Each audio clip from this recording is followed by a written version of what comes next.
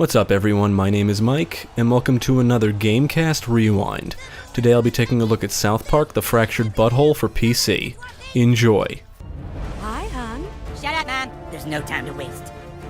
I have to go back, change the present if I can, and find this cat. And in doing so, perhaps I can change what has happened to all of us.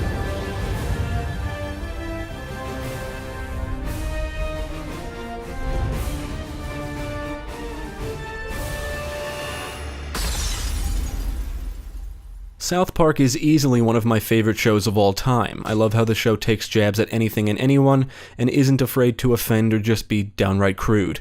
It has been one of Comedy Central's highest rated shows, and has been responsible for a lot of outrage over the years. The best thing about South Park is that, despite what some people think, it's not completely inaccurate in how it depicts young children. Granted, the show is over the top, and yes, it's ridiculous, but I'm talking more about how the children interact with each other. I can remember when I was in 4th grade, that was when saying fuck was the new and cool thing to do. I went to a public school in America, so I can't speak about other schools in other countries, but I would imagine that's how other kids picked up all kinds of taboo words and phrases. Whether they hear them from others or the media, I think it would be almost impossible to completely avoid hearing certain things. Developed and published by Ubisoft, South Park: The Fractured Butthole was released for PC, Xbox One, and PlayStation 4 in October 2017, and Switch in April 2018. It was subject to several delays, and I believe the name was somewhat controversial, hence why it doesn't use the traditional spelling of butthole. This is a sequel to South Park: The Stick of Truth, and it changes things up quite a bit. So let's take a look at The Fractured Butthole and see if the changes are for the better, and if it manages to capture the charming quality of the show. When you first fire up the game, you'll need to create your new kid by choosing a hairstyle, makeup, facial hair, eyewear, clothes, and hand or glove style. Most of these can be changed as you acquire new costumes and cosmetic items throughout the game. Your appearance, including things like clothing and headgear, are all cosmetic, and don't actually affect your character's abilities. The difficulty is decided by, well, the color of your skin, with white being the easiest and black being the hardest, but this doesn't affect combat. Combat difficulty is separate and can be changed during gameplay. Because you're a superhero, you'll have a character sheet, which lists all different types of information about your superhero persona. These include things like your hero rank, ethnicity, gender, alignment, religion, power source, kryptonite, which is your weakness, and all of these things can be decided throughout the story, which kind of renders the character creation useless. For example, you can actually change the color of your skin at a certain point during the story. Your character traits will affect how some NPCs treat you. When you decide your ethnicity, you unlock the microaggression feature. This feature grants a free chance to hit an enemy that spouts something offensive during combat. It can be quite humorous. Oh, is a little fourthy about to cry? Microaggression. Hit him. You're free to roam around the town of South Park, but some areas are blocked off and require special abilities or buddy powers before you can gain access. Some areas just require a key item. You'll unlock several buddies on your journey that can join you in combat, and specific ones can be summoned throughout the world to help you out with problems, or in other words, solve puzzles. Captain Diabetes can utilize his diabetic rage to lift large objects, or at least rip them out of the ground. You can use the human kite to perform a fart core to reach higher elevations. Toolshed can use his sandblaster to blast away hazardous liquids or blow through nozzles. And Professor Chaos will shove a hamster up the new kid's ass so he can fire it out to, I guess, overload electrical panels.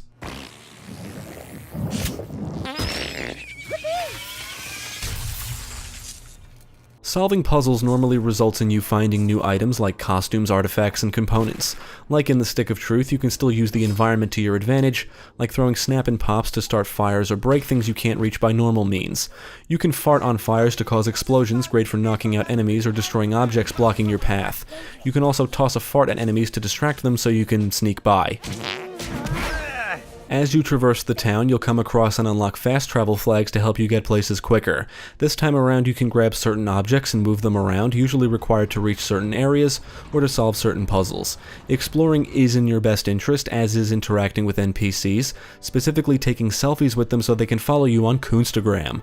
I guess you could say collecting followers is a form of collectibles, and some won't follow you unless you complete a mission for them or have a certain amount of followers already. But there are traditional collectibles you can acquire throughout the world, like member berries, and the Yowie art, which all depict Tweak and Craig. You can buy and sell items from vendors or vending machines, and use the components you collect to craft items like artifacts, costumes, and consumables. As you craft items, you gain crafting experience, and when you earn enough experience, your crafting rank will increase, and to craft better items, you need to be at certain crafting ranks. Everything you find or purchase can be used in some way, so nothing is truly useless. There are titles you can earn, which basically involve you completing minor objectives as you play, that usually reward you with experience and items upon completion. These include things like defeating a certain amount of enemies of a specific type, collecting a specific amount of collectibles, or mastering a certain amount of potty breaks. Yes, shitting makes a return, which is now identified as potty breaks. You sit on a toilet and must complete brief minigames to pinch a loaf, and if you can master each phase, you'll be rewarded with an item. As you complete missions, defeat enemies, and earn titles, you'll be rewarded with items, money, and experience, and when you gain enough experience, you rank up, or in other words, your hero rank increases. You can't stop the kid! Car!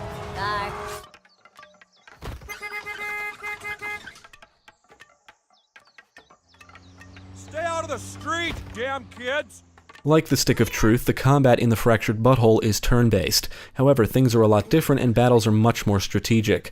Battles play out on a grid and you can move your characters around the grid and choose your attack, use or consume an item, or give consumables to nearby allies. Before a battle begins, you have the option to make changes, like swapping out allies for example. You can only have up to 3 allies assist you in combat, and all the buddies you acquire make up your allies. Some allies are locked into the battle for story purposes, and sometimes you'll have to fight solo. In the beginning of the game, you have the option to choose from one of 3 classes, but as you progress through the story, you'll get to select other classes. You will be a multi-class character, and you can actually switch classes at any time from the Coon lair. Each class has different attacks and abilities, otherwise known as powers. You can only have up to 4 powers and swap them out with others from your other classes if you so desire. Many abilities can inflict status effects, both positive and negative. You can use powers to increase your attack, shield characters, or even provide yourself or allies protection. Negative status effects include bleeding, gross out, freezing, burning, charm, confusion, and shock, and your health is immediately restored after every battle. Placement is key during combat because some enemies can perform devastating attacks, but it may take multiple turns before the attack is unleashed. You can see where on the grid the attack will land, so you can position your characters accordingly to dodge it. Plus, you can only move characters to certain areas of the grid during a turn depending on their current position, and your powers will only affect certain areas of the grid, so the proper positioning of your characters is very important.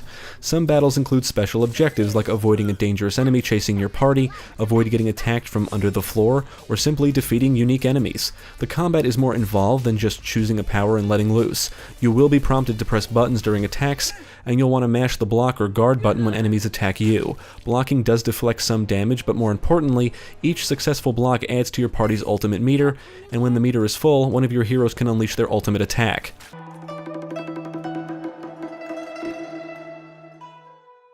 今だよ。君の力を僕にちょうだい。あ、二人で一緒に行こう。溢れ出したエロスは一つとなり世界を目指す。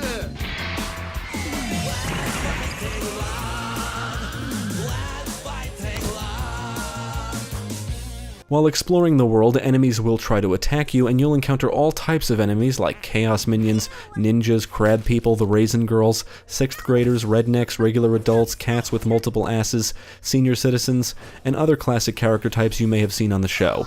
You can attack them first or run away if you can. Whoever attacks first gets the combat advantage during the battle, meaning they attack first.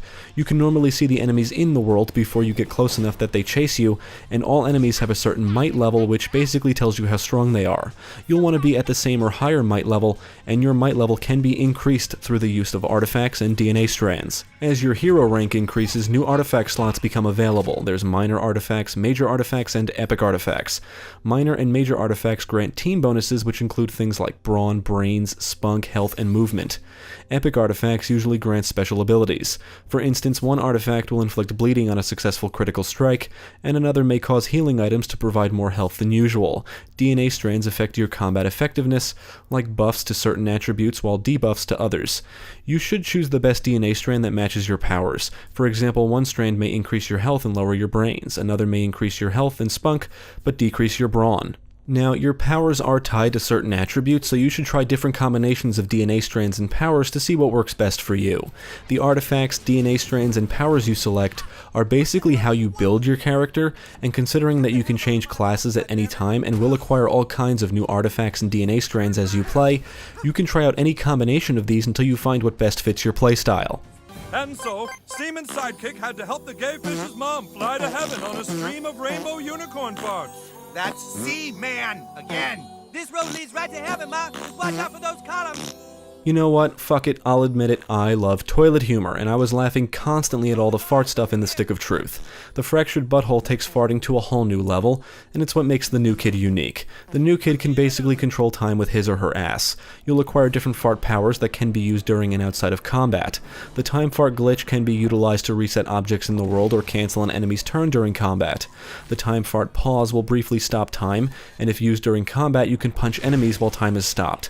When in battle, these fart powers can really help you out in a pinch, and knowing the best times to use them is key. It should be noted that after using a fart power in battle, you'll have to wait a certain amount of turns before it can be used again. Summons make a return, but you will have to meet the appropriate NPCs and even complete a mission or series of missions before they are unlocked. Summoning characters during combat requires an item, and you can either craft these if you have the appropriate components, or find them throughout the world. The summoned characters will usually perform a devastating attack, damaging multiple enemies. Knowing when to use fart powers, summon characters, and unleash ultimate attacks is probably more important on the higher combat difficulties, but there were a few battles that really challenged me, and these are what usually saved me.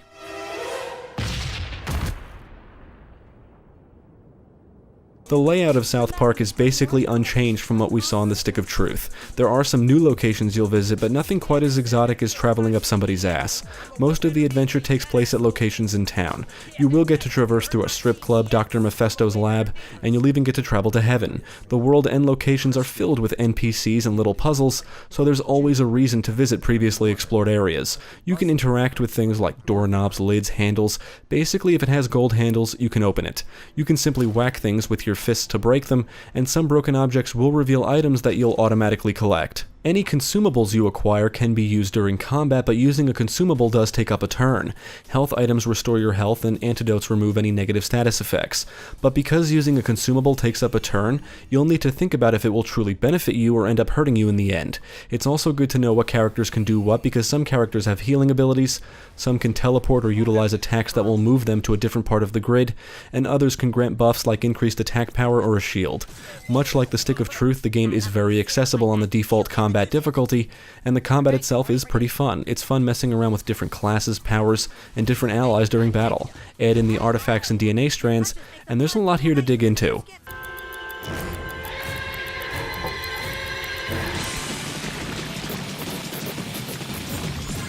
During the time I played and recorded the footage for this review, I did acquire all of the currently available DLC. I do know more is coming. You can access the major DLC from the DLC bus stop in town. The Danger Deck can actually be accessed at the bus stop or at a specific location in the world, and I think it's quite interesting. It's kind of like a training simulator of sorts where you combat enemies that are generated based on your current might level. The combat difficulty is set to Mastermind, and most of the challenges require you to follow a specific strategy to win. Charmers may constantly advance on your position. Priests will utilize telegraph attacks to box you in, and the infamous pedophile known as Jared can attack you while charging up telegraph attacks. These challenges will really put your skills to the test. If you're looking for more challenging gameplay, the Danger Deck should suffice. The From Dusk Till Casa Bonita DLC is an additional storyline where you need to help Mysterion rescue his sister from the vamp kids of South Park. This DLC grants you access to the new Netherborn class, complete with new powers and new buddy, new consumables like elixirs, new costumes, and new locations.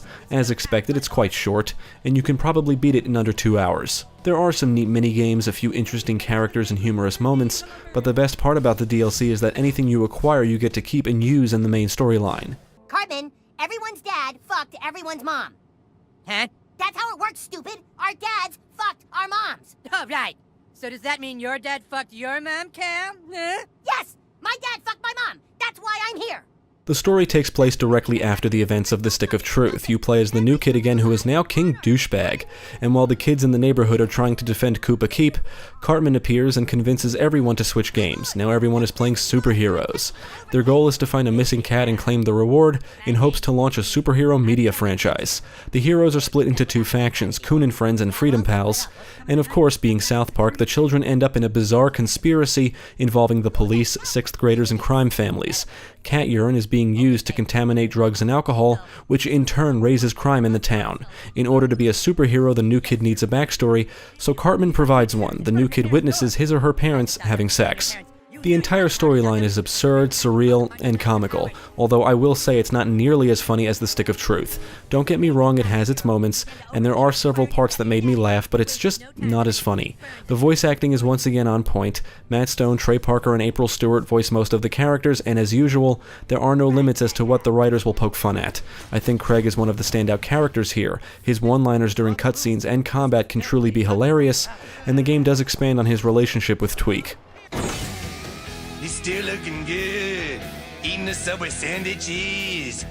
His name is Jared and he's still looking good. Hey, kids. You want some candy? The Fractured Butthole does look a little better than The Stick of Truth, and it does capture the South Park look and feel as if you were watching an episode of the show. The game retains the show's iconic cutout animation style, and it does run on Ubisoft's Snowdrop engine. The music is phenomenal and fits the gameplay well. A lot of the soundtrack is full of these dramatic scores that sound as if they're from any modern superhero movie. Now, from the satisfying sounds of the slashes and punches to the roaring sounds of flame powers, the sound effects are very satisfying to say the least. On the technical side, the game ran smooth throughout my entire experience, but I did encounter a couple of bugs. During one battle, the game decided to give a dead enemy a turn, so the battle never progressed, and during a specific part of the story, the game refused to register my button presses. I just had to reload the last save to resolve these issues, and the game does autosave frequently, so these were just minor annoyances. You can also save manually at any time.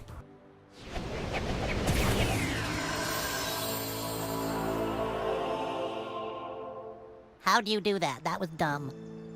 I had a great time with the Fractured Butthole, and I always felt like my character was growing. Simply exploring the world and acquiring items becomes addictive. I always wanted a new costume or a new artifact or to find new puzzles so I can find new items, and there's always something new being thrown at you, whether it's new items, new powers, new classes, new character traits, new artifacts and DNA strands, new abilities. The game is always introducing you to new things. Now, I've heard others say they prefer The Stick of Truth, but I have to say I think this is the better game overall, at least from a gameplay standpoint. I think its biggest drawback is that it's not as funny as its predecessor, but man, I was glued to the screen throughout my entire playthrough, and I even double-dipped and acquired the Switch version because I want to play this on the go. And while I don't play many turn-based games, this has become one of my favorite games in the genre. It's turn-based but very accessible for those not well-versed in turn-based games, which is good for me because I really don't have a mind for strategy. Merry Christmas, everybody! If you're a South Park fan, I would definitely recommend The Fractured Butthole. I would also recommend it to fans of RPGs and/or turn-based games. The game retains the surreal quality of the show and tackles several controversial subjects, but unfortunately the writing isn't as funny as the writing in The Stick of Truth, at least in my opinion. However, the gameplay more than makes up for it. This is also a much longer game than The Stick of Truth. It took me about 24 hours to complete the storyline, but that includes some side missions and I did take my time. Even if it's not as funny as its predecessor, there's a lot to enjoy here and the gameplay is rock solid.